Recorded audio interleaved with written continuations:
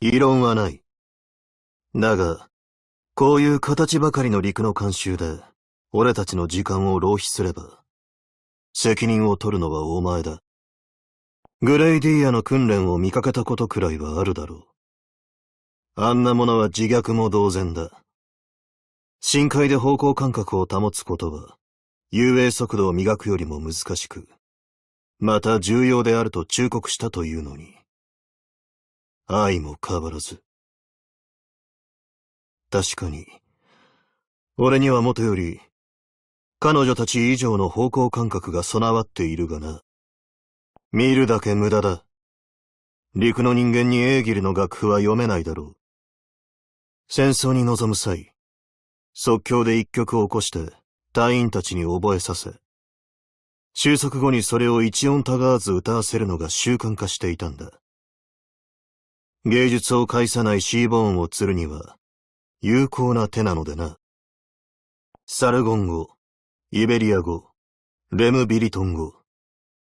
陸で過ごしたわずかな時間で、俺はいくつもの言語を身につけた。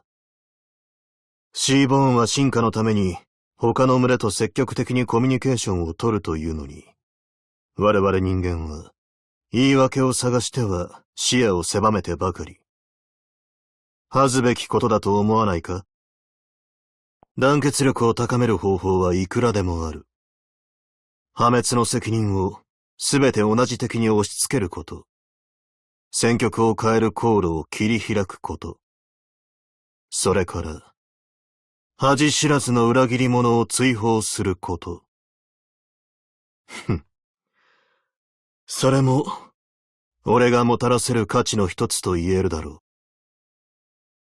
シーボーンの問題はもはや御しがたい。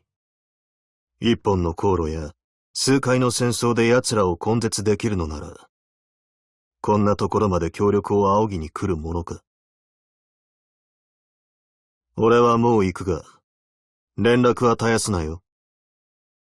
奴らと交わり、真に滅する方法を見つけるのが、唯一残された活路だ。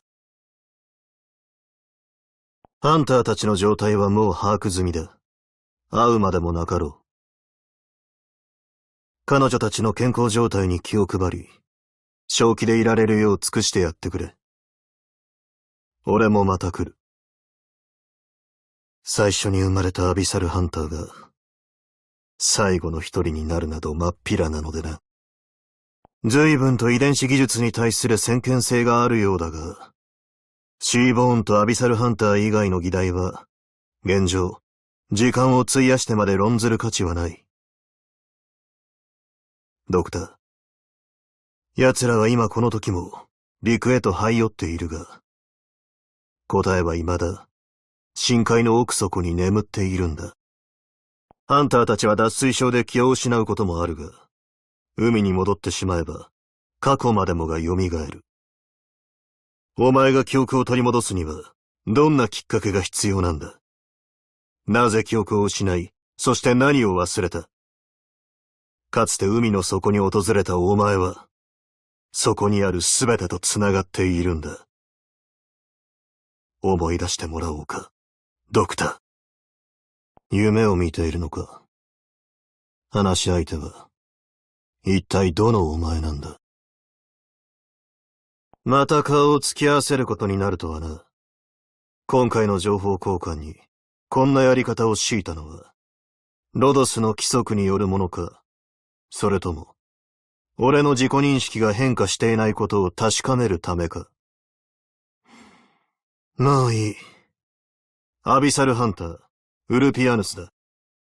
何をもとに戦争を組み立てるか、よく考えろ。どのみち死の洗礼を乗り越えねば先はない。こんな表彰など、戦士にとっては無意味だ。万物を滑る者が本当にいるのなら、今日にはびこる災禍の元凶として、首を差し出してもらわねばな。ふん。お前が望む結果を見せてやろう。スカジたちは暴力の専門家も同然だったが、このチームの連中にそれができるのか？行くぞ。漂う匂いが変わりつつある。聞こえた。俺がやる。